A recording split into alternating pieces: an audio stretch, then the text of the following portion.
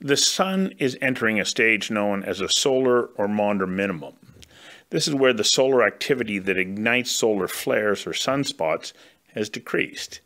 It's a normal cycle and one that has been linked to the mini ice age that lasted for more than 50 years, starting in the mid-1600s. According to the website Space Weather, since 2015, the number of days without a recordable sunspot has been rising year over year. NOAA, NASA, and others all appear to agree the Sun is entering a solar minimum phase. What it means is open to interpretation. Because as Professor William Happer pointed out when I asked him about the growing number of people and agencies that suggest a solar minimum could lead to a cooling off period, he directed me to the Danish proverb, "It's difficult to make predictions, especially about the future." In other words, be careful how you interpret this. Now, it has been suggested that mathematics can establish patterns and back them up with empirical evidence to support a prediction. We reached out to Professor of Mathematics Valentina Zharkova of Northumbria University, one of the first people to raise awareness of the decrease in solar activity, for a conversation that matters about the Sun, its reduced activity, and her reading on the impact it will have on temperatures on Earth. Conversations That Matter is a partner program of the Center for Dialogue at Simon Fraser University. The production of this program is made possible thanks to the following and viewers like you. Please become a patron at conversationsthatmatter.tv. Good morning from Vancouver. Good morning. Before we get started, maybe you could tell my audience what the work is that you do in relationship to the solar cycles that the Sun goes through, and then let's talk about where we're at and what you foresee the future looking like as far as activity on the Sun. Yeah, so I'm applied mathematicians who did degree in mathematics and physics, applied math and physics, and PhD I did in solar physics. So I slowly converted doing any mathematics for solar physics.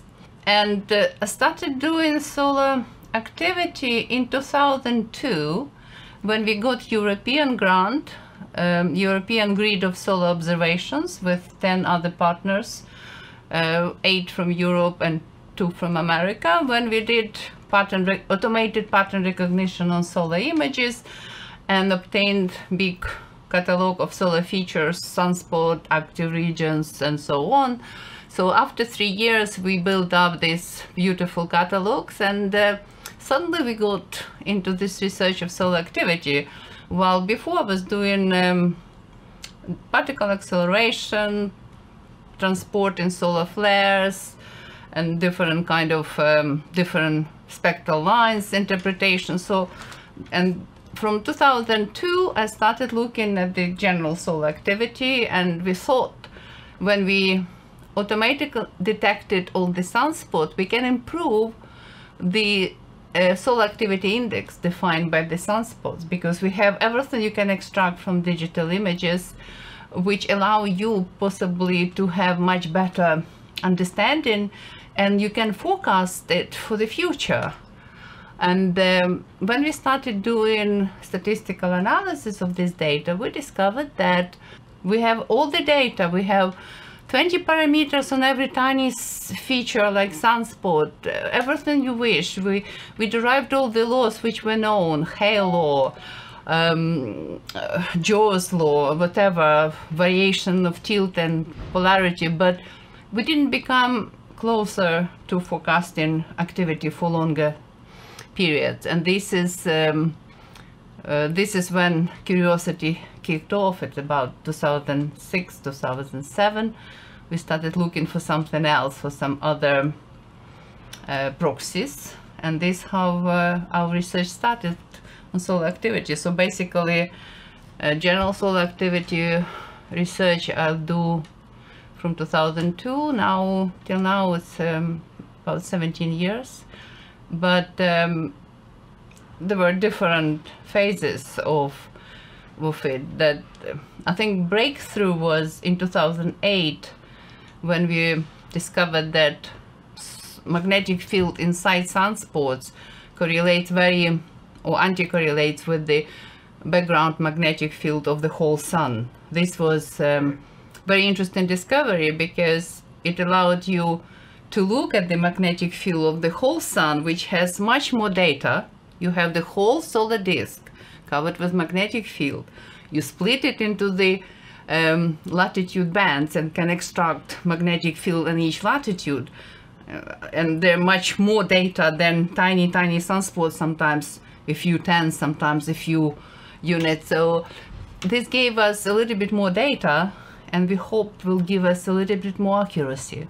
This is how, and we published this paper 2008, and after that we decided, oh, let's go with the background magnetic field, and decided to apply principal component analysis then.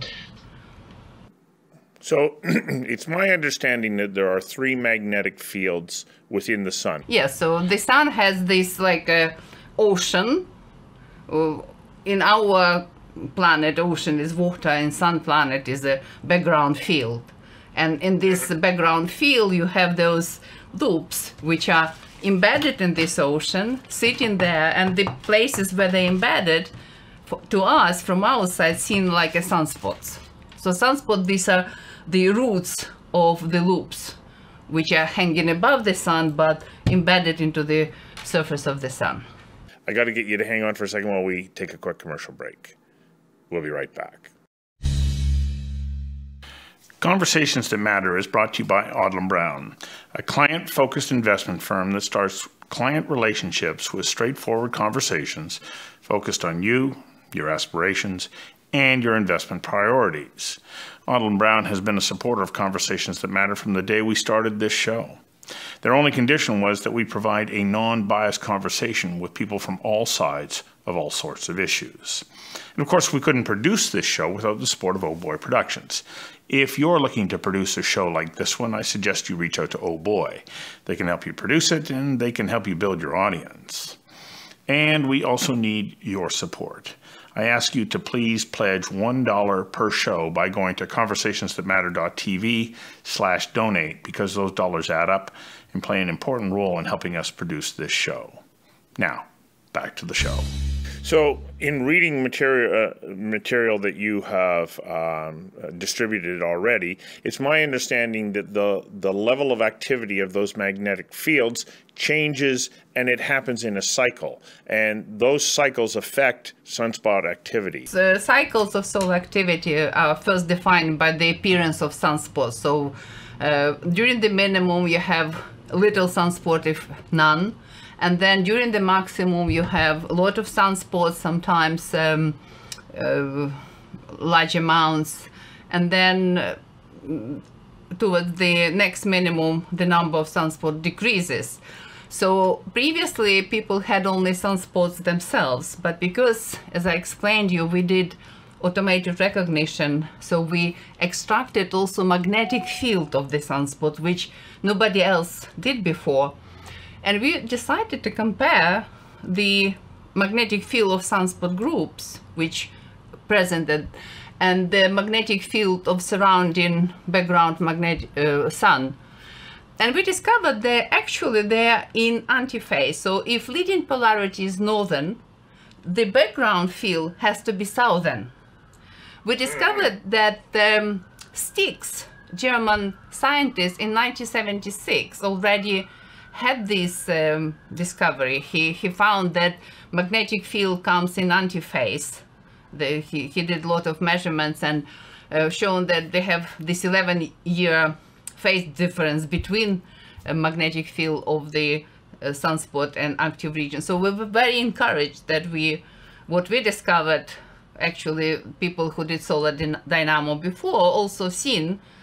And we also ran correlation between this background field and sunspot, and discovered that very strong correlation coefficients between their features, occurrences, and some biennial periods of 2.5 years. At that time, we only investigated whatever happened within 11-year cycle. But the 11-year cycle, you can say, it could be 22 years because the leading polarity changes every 11 years. So technically, to return to the same leading polarity, you need to have 2 of those 11-year cycles. So then next time you return to the same leading polarity in each hemisphere. So, and with those increases and decreases, well, then we see a difference in sunspot activity. Is that correct? Yes, yes. It's my understanding that when we see that increase in sunspot activity, otherwise known as a coronal mass eruption or a solar flare, depending on how you describe it, being the outcome, that what is happening then with those eruptions, that the sun is emitting extra amounts of solar radiation out into the solar system. What is happening, this background field, which people call it poloidal field, so this ocean in which these loops are floating, called poloidal field, and the loops are coming up, they also carry this magnetic field. This field is called toroidal field. And they come on the surface, and everything would be fine if the sun wouldn't have this differential rotation. So rotation near the equator is much quicker than rotation near the poles. What happens is that these loops are not following exactly. They like start twisting and running behind the sun. So basically they twisting and create a lot of toroidal field, and this is what causes increase of solar activity and increased number of sunspots, and increase of this, like you said, coronal mass ejection, solar flares, and obviously radiation coming with this. And this is because these loops on the surface, they carried by the sun, they make them twisted, interacting each with other. And because interacting, it is like a electric shock in the wires. They produce a lot of energy because the shock, they produce this discharge, boom, discharge, and emission comes to everywhere in the interplanetary space, including the Earth. So it's my understanding that at the core of the sun, the temperature is about 17 million degrees Celsius. But on the photosphere, it's about 5,800 degrees Celsius. Is that approximately right? Yes, it's the average temperature of this orange sun is about 6,000 degrees Celsius at the temperature of... And it stays pretty constant, does it? Not exactly. This there is a huge, from the core of the fusion reaction, fuses the sun, there is a strong radiation zone in which the radiation comes until it reaches the convection zone, and the bottom of the convection zone where these loops, which became later sunspot, are formed by solar dynamo. So the temperature is changing through passing through this radiation zone. So it decreases in the convective zone. It will be not 17 millions, it will be lower, still not as at the surface, but much lower. And these loops, which are formed at the bottom of convecting zone, they start traveling from the bottom to the surface, and they travel approximately 5.5 or 6 years. So basically all the activity which you will see in the maximum is formed at the bottom of convecting zone and the previous minimum. So the loops should be formed before, and they travel whole 5.5 years and then appear, and these loops on the surface which become twisted and shared by the differential rotation. Okay. So where do you think we are right now as far as what that activity is, and ultimately what it will mean with regards to the amount of energy that will be arriving here on Earth? Will it change the dynamic of temperature on the Earth as a result of this change? Because much has been made about changes in solar activity and its relationship to temperature. Yes, normally increase of activity, if you go and look at the variations of temperature on the Earth, they follow the solar cycle as well. During the solar maxima, temperature on the Earth slightly increased. During the minima it is decreased, and they follow nicely 11-year cycle. So definitely we have but it does lag, does it not?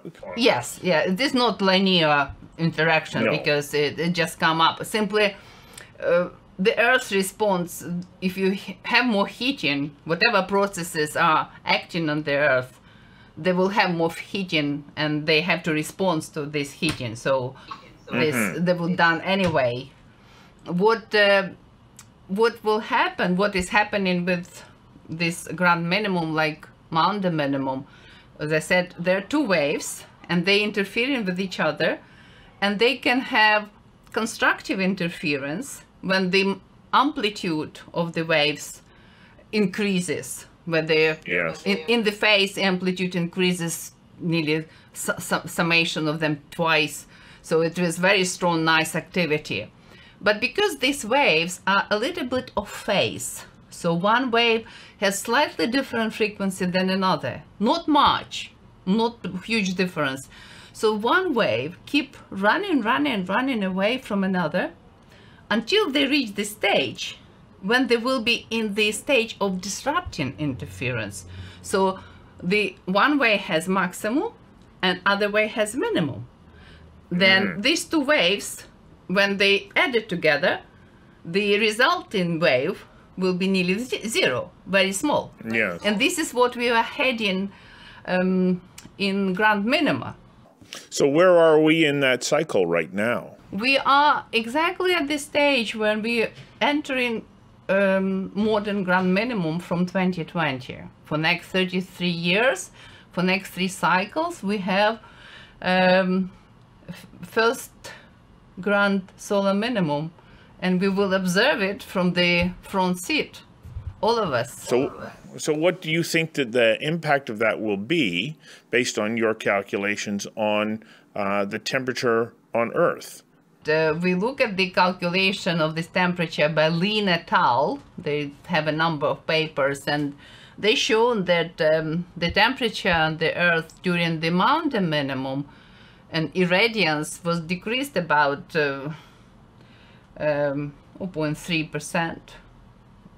Small amount, but it is about 0.8 degrees the temperature was decreased, average in England. I look at the variation, which is a huge amount, which historical records show that during the Maunder minimum in 17th century, the main rivers in Europe were frozen and people skate in them.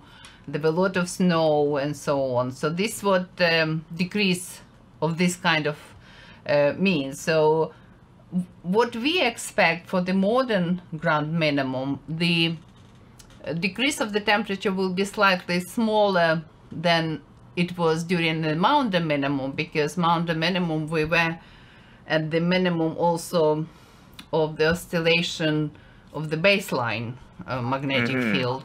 So from 17th century till now, the temperature increased by about 1 degree because of the position of the sun. So if this temperature will decrease 0.8 degrees or whatever, still will be much higher than it was in Maunder minimum. So it will be probably not as cold as it was Maunder minimum. That still will be cold, and still will be not necessarily next 11 years, but between cycle 25 and 26, the least active cycle will be cycle 26, when this disruptive interference occurs. So between cycle 25 and 11 years and 26, and between cycle 26 and 27, this will be the most cold period on the Earth, and probably we would feel it with the lack of vegetation period, enough vegetation period, fruits, vegetables, and so on, heating. Even now, I don't know if you heard, but it was snow on the 7th, 12th, and 14th of July in Carpathian Mountains in Romania and Ukraine. And in July, they never had it for 150 years, snow in July. Also, probably you heard about this hailstones in Mexico, which put hailstones 2 meters high, which also fell down. And similar when we had the Tour de France, the competition, they also have huge hailstones in there. So these are the first signs what might happen. And 25th cycle will not be the lowest one. It will be slightly lower than 24th, but it already started showing up. So you see that we're already starting to feel the effect of this. Yes, we started feeling effect. I've been contacted by people, biologists from Greece and meteorologists from Finland, and they're reporting that in Greece, vegetation period in many trees and different bushes, it starts now 1 month later. So the nature feels that the solar magnetic field is decreasing. So we don't feel, we argue with each other, but nature somehow knows what is going on. So they start in later. So they start in flourishing later. They do not put the first things, first leaves, not in March, probably in April. So this is what say this. Nature feels it when magnetic field decreased, and it's happening already. I know that you're on record as saying this is not related to anthropogenic carbon, that we still need to address the amount of carbon that we are absolutely, I agree, putting into the atmosphere, that these two are not directly related, but this may give us an opportunity, a little bit of extra time to start to address issues related to CO2. Yes, indeed, because what we explained in our recent paper, for example, we explained the baseline oscillation of the terrestrial temperature, like what is the middle lane of the cosine function. But the temperature increases above and decreases beneath. And whatever increases above, it increases more than people expect, probably coming from carbon or others. This has to be addressed. This has done, we didn't look at it. So we leave to the specialists who do it. We do not object, this is existing. So they do it, it's fine. What we are saying that the sun does its bit, but we do our bit as well. And we need to be more protective and thinking more about how to preserve the planet for the future generations. Thank you very much for sharing this information with us. It's been something that I've been fascinated by since I first came across your work 4 or 5 years ago, and have been keen to have this conversation with you. So thank you very much for taking the time to do it. You're welcome.